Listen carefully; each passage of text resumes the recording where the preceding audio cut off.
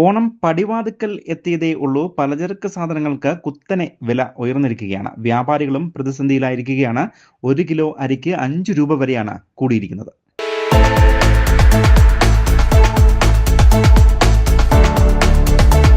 Rainbow news വാർത്തകൾ നിങ്ങൾക്കായി അവതരിപ്പിക്കുന്നത് സ്ത്രീ സൃഷ്ടികളിൽ ഏറ്റവും പരിശുദ്ധയായ ഒന്ന്. ആ പരിശുദ്ധിക്ക് നിറം കൂട്ടുന്ന ഒന്നാണ് അവരുടെ ആത്മവിശ്വാസം.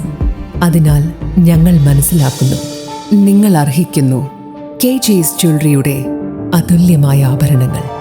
KG's ജ്വല്ലറി, കോട്ടയം കട, സിൻസ് 1950.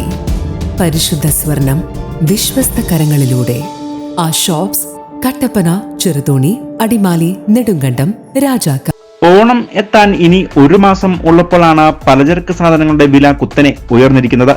അരി, പരിപ്പ്, പയർ, പഞ്ചസാര, എണ്ണ തുടങ്ങിയ നിത്യോപയോഗ പലചരക്ക് സാധനങ്ങളുടെ വില 5 മുതൽ 10% വരെയാണ് ഉയർന്നിരിക്കുന്നത്. 1 കിലോ കുത്തരിക്ക് 5 രൂപ വരെയും മൈദ, പഞ്ചസാര, പരിപ്പ് എന്നിവയ്ക്ക് 3 മുതൽ 4 രൂപ വരെയും കൂടിയിട്ടുണ്ട്. കൂടാതെ വെളിച്ചെണ്ണ, സൺഫ്ലവർ ഓയിൽ എന്നിവയ്ക്കും വില കൂടി.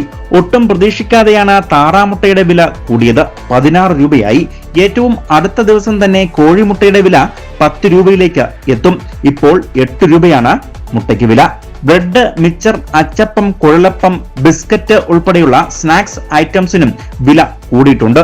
ഓണം എത്തുന്നതിന് മുൻപ് തന്നെ ഇത്രയും അധികം രൂപ ഓരോ സാധനത്തിനും വില കൂടുകയാണെങ്കിൽ ചിങ്ങം ആകുന്നതോടെ ഇപ്പോഴത്തെ വിലയിൽ നിന്നും 25% പലചരക്ക് സാധനങ്ങളുടെ വില ഉയരാനാണ് സാധ്യത. നമ്മുടെ നാട്ടിൽ ഓണം വരവാകുന്നു. ഈ ഓണം അനുസരിച്ച് സാധനങ്ങളുടെയും ഭയങ്കര വില കൂടിക്കൊണ്ടി വരുന്നു. അരി, പഞ്ചസാര എല്ലാം കിലോയ്ക്ക് 5 രൂപ വെച്ച് കൂടി. മുട്ടയ്ക്ക് താറാമുട്ടയ്ക്ക് 16 റെക്കാർഡ് വിലയാ. കോഴിമുട്ട അതുപോലെ 8 രൂപയായി.